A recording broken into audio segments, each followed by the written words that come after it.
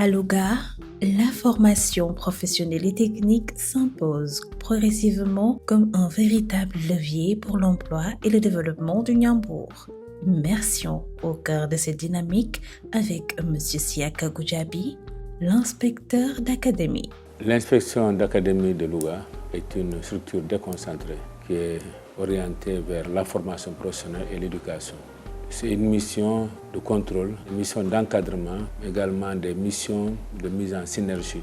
Nous avons donc 8 structures de formation professionnelle, dont 7 CFP, centres de formation professionnelle. Le département de Louga a 2 CFP, le CFP CFAM et le CFP tout court. Nous avons également le CFP de Koki.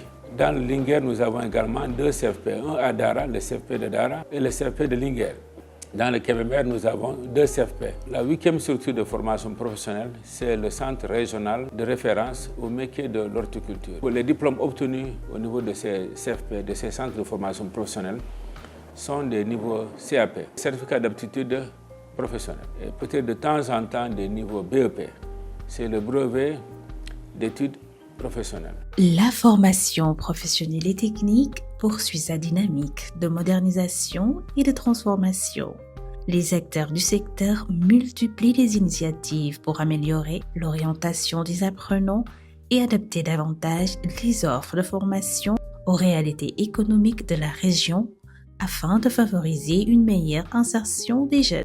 Au niveau de la formation professionnelle, avec l'approche actuelle, qui est une approche APC, approche par les compétences, où les apprenants sont formés autour de postes de travail.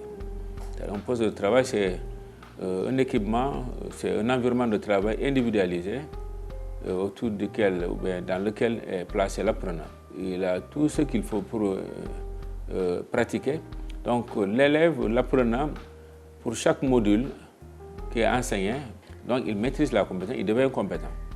C'est pourquoi donc c'est différent. Un élève, un apprenant sorti de la formation professionnelle, il est employable. Il est donc apte à intégrer tout de suite le marché du travail, le marché de l'emploi. Voilà donc la différence. Mais malgré tout, on a des problèmes pour enrôler suffisamment d'apprenants dans les structures de formation professionnelle, dans les centres de formation professionnelle, les CFP de Louga. C'est un problème. Et les rapports qui me sont présentés, ça fait 2 ans ici que je suis là, font comprendre que il y a quand même des difficultés dans le fonctionnement, dans l'enrôlement, parce qu'il y a un problème. D'abord, c'est la diversité des niveaux de formation qui pose problème, mais également la non-compréhension par les populations des enjeux et de l'importance attachée à la formation professionnelle. Nous également, à notre niveau, nous avons des difficultés en tant qu'inspecteurs d'académie parce que nous sommes chargés d'orienter les élèves vers les filières, conformément aux orientations nationales. Aujourd'hui, l'orientation nationale, dans le cadre de la Vision Sénégal 2050, c'est de tout faire pour accroître le nombre de diplômés au plan professionnel, renforcer les compétences professionnelles des citoyens sénégalais pour qu'ils soient à même d'intégrer le marché du travail ou bien de s'auto-employer.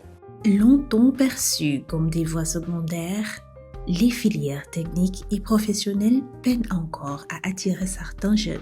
Une perception que les autorités éducatives et les acteurs de la formation attendent progressivement changer à travers la valorisation des métiers et des compétences. L'accès est là, il y a assez de place, mais les étudiants, les élèves, les apprenants ne viennent pas.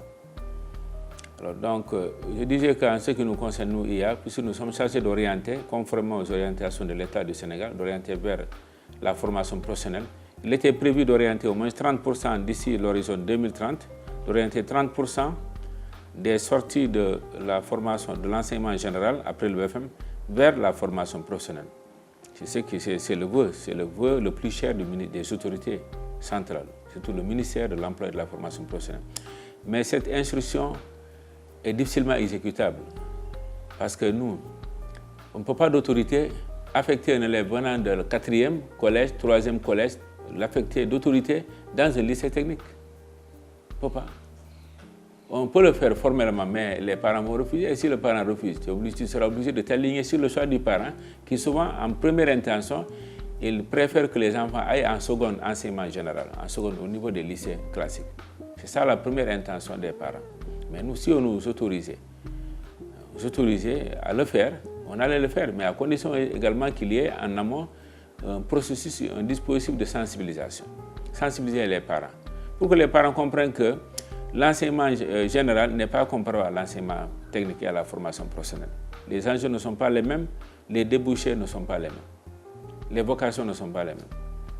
Donc ça aussi, c'est un handicap qui fait qu'on ne peut pas enrôler massivement comme on le veut autant d'apprenants dans la formation professionnelle. Si on avait un dispositif de suivi minutieux des performances des apprenants depuis l'élémentaire jusqu'au collège, on suit leurs performances pas à pas. Le parent, il sait les performances ou les contre-performances de son enfant. Et s'il y a un bon dialogue entre nous, autorités administratives, autorités scolaires et le parent, parce que sur la base de faits réels, la base des performances de l'apprenant, il saura que ces performances vraiment permettraient d'orienter, ou bien suggéreraient d'orienter son fils vers la formation professionnelle pour ne pas qu'il perde du temps.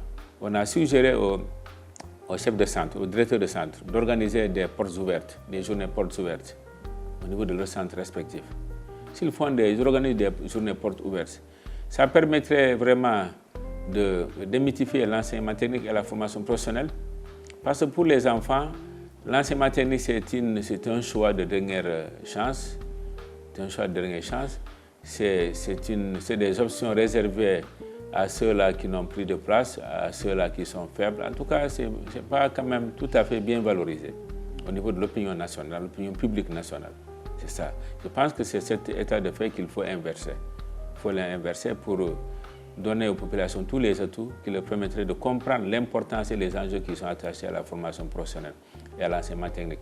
Pendant les vacances scolaires, puisque les ASC sont là, or les jeunes sont au niveau des ASC, pourquoi ne pas organiser des rencontres sous forme de forum avec les ASC, avec les leaders d'opinion, en présence des leaders d'opinion, les organisations villageoises de développement pour informer, sensibiliser sur l'enseignement technique et la formation professionnelle.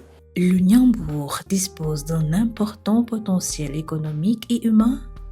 L'ambition affichée est de faire de la région un véritable pôle de compétences techniques, capable de répondre efficacement aux besoins du marché local et aux exigences des secteurs porteurs. C'est le message fort pour inciter davantage les jeunes à choisir en première intention la formation professionnelle, c'est de dire que l'avenir, c'est la formation professionnelle. L'avenir du Sénégal, l'avenir individuel, l'avenir du Sénégal, c'est la formation professionnelle et technique. Parce que c'est ça qui donne véritablement les compétences qu'il faut pour être un acteur du développement national. On ne peut pas être un acteur du développement national si on n'a pas de compétences pratiques ou techniques qui te permettent demain d'être un acteur, un citoyen capable d'agir dans la société, d'agir dans son environnement. Ce ne sont pas les connaissances théoriques, elles sont certes importantes.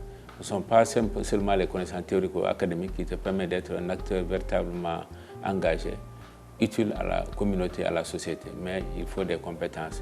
Une compétence, ça se démontre, ça se voit, ça se pratique. Si les enfants ont des compétences parce qu'ils sont passés dans la formation professionnelle, c'est ça qui permettra, ça pourrait permettre au pays d'avancer. Mais on ne peut pas mettre les 2/3 de l'effectif de nos enfants dans l'enseignement général et je ne sais pas, moins du quart dans la formation professionnelle. C'est l'inverse qui devrait se faire. Il faut inverser la tendance, il faut changer de paradigme. Changer de paradigme en quittant, en essayant de faire dégrossir un peu la formation, l'enseignement général pour donner beaucoup plus de poids, beaucoup plus de consistance à la formation professionnelle. À Louga, la formation professionnelle et technique amorce progressivement une nouvelle dynamique et tente de changer d'image. Malgré les défis à relever, le secteur apparaît de plus en plus comme une réponse concrète aux enjeux de l'emploi et de l'employabilité des jeunes.